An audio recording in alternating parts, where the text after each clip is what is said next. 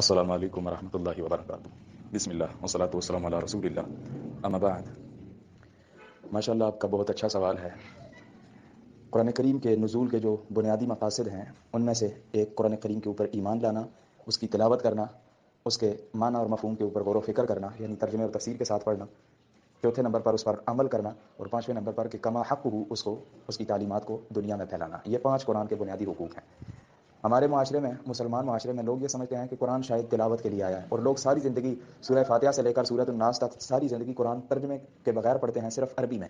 یعنی لوگ بڑے فخر سے یہ کہتے ہیں کہ میں نے رمضان میں 2 دفعہ 3 دفعہ قرآن مکمل کر لیا، لیکن جب آپ ان سے یہ پوچھ لیں کہ سورہ فاتحہ کا ترجمہ سنا دیں، اللہ رب العزت سورہ فاتحہ میں ہم سے یہ کیا کہہ رہے ہیں، تو کبھی بھی انہیں ترجمہ نہیں آتا۔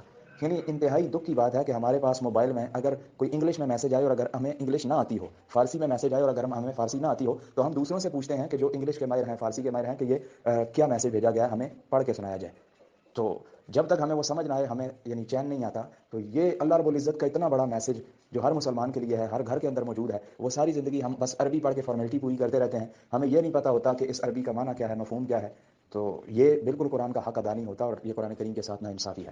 یعنی ہمیں یہی نہیں پتا کہ اللہ رب العزت نے قرآن نازل کیا ہے، ہم یہ سمجھتے ہیں بس اس کو چومنا، سینے سے لگانا یا غلاف میں لپیٹ کے اوپر رکھ دینا، ہم یہ سمجھتے ہیں کہ بس یہ قرآن کا تقدس ہے۔ یہ نہیں ہے۔ قرآن کو جب تک آپ ترجمے اور تفسیر کے ساتھ سمجھ کے نہیں پڑھیں گے، تب تک قرآن کا حق ادا ہو ہی نہیں سکتا۔ تو اس لیے یہ جو رمضان کا مہینہ ہے، اس میں تو آپ یعنی جو صرف تلاوت ہے وہ آپ ضرور کریں، لیکن یہ جو بات لوگوں میں مشہور ہو جاتی ہے کہ قرآن پورا کرنا ہی ضروری ہے، یہ بالکل ضروری نہیں ہے۔ کسی حدیث میں یہ نہیں آیا کہ رمضان میں قرآن پورا کرنا واجب ہے، فرض ہے، کسی حدیث میں نہیں آیا۔ بلکہ جہاں پر بھی شرعی تعلیمات ہیں اور قرآن کریم میں بھی یہ چیز موجود ہے کہ افلا یتدبرون القرآن، کہ قرآن میں آپ غور و فکر کیوں نہیں کرتے؟ یعنی صرف تلاوت اگر ہوتی تو تلاوت میں تو غور و فکر کی ضرورت ہی نہیں ہے، ترجمے اور تفسیر کے ساتھ پڑھنا مراد ہے۔ تو اس لیے نبی کریم صلی اللہ علیہ وسلم جو ہے وہ بھی دنیا میں اسی لیے مبعوث کیے گئے کہ وہ قرآن کو کھول کھول کر لوگوں تک بیان کریں، اس کی ترجمے اور تفسیر کے ساتھ بیان کریں۔ اور آپ علیہ الصلوۃ والسلام نے باقاعدہ صحابہ کے سامنے یہ چیز بیان کی تھی۔